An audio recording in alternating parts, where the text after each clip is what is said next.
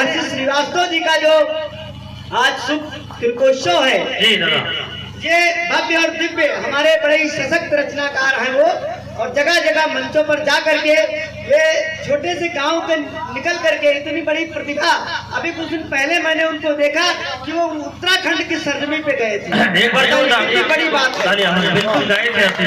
और जा करके इस पूरे अपने गांव का ही नहीं, पूरे जिले का ही नहीं, बल्कि पूरे उत्तर प्रदेश का झंडा बुलंद करके आए थे हमारे भाई हर्षित श्रीवास्तव जी। मैं उनके सम्मान में एक बात चाहता हूँ, घनघोर तालियां बिल्कुल होनी चाहिए, ये बड़ी बात है। और निवेदन करना चाहता हूँ, भाई संचालक जी तो बड़े गजब का संचालन कर रहे हैं। वो देखो ना, पहले सुंदर कांड कराते हैं, उसके बाद कहते तुम लंका कांड करवा करके।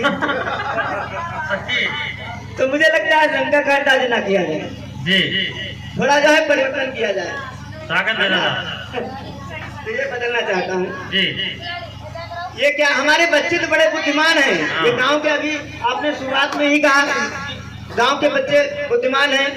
एक बार एक टीचर ने कहा कि ऐसा है, साण पे निबंध लिख के लाना है। तो साण जी तो महान है भाई। तो बच्चे यहाँ से कवि सम्मेलन सुन के गए थे, तो अगले दिन उन्होंने लिखा कि साण के 2 टांगे होती हैं, 2 हाथ होते हैं, एक मुंह होता है, ऐसे ऐसे करके उनके 2 आंखें होती हैं। ऐसे ऐसे करके लिखा। एक लड़का जो था तो वो चुपचाप बैठा था, तो गुरुजी ने पूछा कि भैया ये बताओ, तुम गृह कार्य करके नहीं आए, होमवर्क करके नहीं आए हो, बताओ होमवर्क करके क्यों नहीं आए हो? तो कहें गुरुजी बताए, हम साण पर कलम रखे चले, लेकिन वो बुड़क गवा हुड़े थी सकता, जब हुड़े थी तो हम लिख रहे पाए। ये बड़ी तालियां होनी चाहिए, तालियां होनी चाहिए भाई, ये बड़ी बात है, बड़ी बात है। साण जी को भाई प्रणाम करता हूँ, कविता का आगाज करना चाहता हूँ। ये क्या है? ये जितने कवि लोग हैं साड़ कह के हमको मारना बंद करा देंगे। मैं आप जो है प्रसन्न रहो, खुश रहो। और साण का बड़ा व्यक्तित्व है, एक बनारस में भी साण हुए हैं वो, और उन्होंने भी पूरे देश में हास्य का झंडा जो है बुलंद किया है। और उसी तरह से आपके हरदोई का एक लाल निश्चित रूप से आने वाले समय में एक नया कीर्तिमान स्थापित करेगा। तो मैं कहना चाहता हूँ क्या कि मातु भरो ऊर्जा मुझ में, जिससे नव चेतन भाव जगाए, अवालस द्वंद विकार सभी जग जीवन से हम दूर भगाए। अपील करे जग में यदि तो उनसे नहीं, किंतु हमें घबराए। ज्ञान प्रसून खिला करके सबको महका कर नाम कमाए, प्रसून खिला करके सबको महका कर नाम कमाए। बहुत सही दादा। काम करे जन मानस का वह सच्ची भरो अरदास यही है। अरे काम करो जन मानस का वह शक्ति भरो अरदास यही है। मानवता जयकार कर कर शीश धरो अरदास यही है। मानवता जयकार कर कर शीश धरो अरदास यही है। और ज्ञान प्रसून खिला करके जिससे मानवता नाम, ज्ञान प्रसून खिलाए हम, केवल यह अरदास यही है।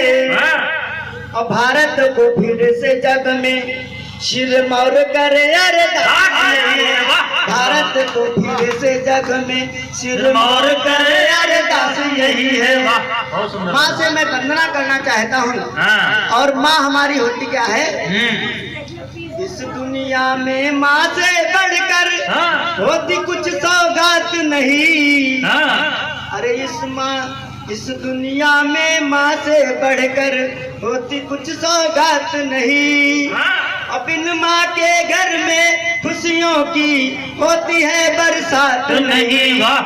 और जिस माँ ने हमको लिख डाला प्यार लुटाया रातों दिन। हाँ। अरे जिस माँ ने हमको लिख डाला हाँ। प्यार लुटाया रातों दिन। हाँ। उस माँ पर मैं कविता लिख दूं ये मेरी औकात नहीं। क्या बात है? उस माँ पर मैं कविता लिख दूं ये मेरी औकात नहीं। बहुत सुंदर दादा।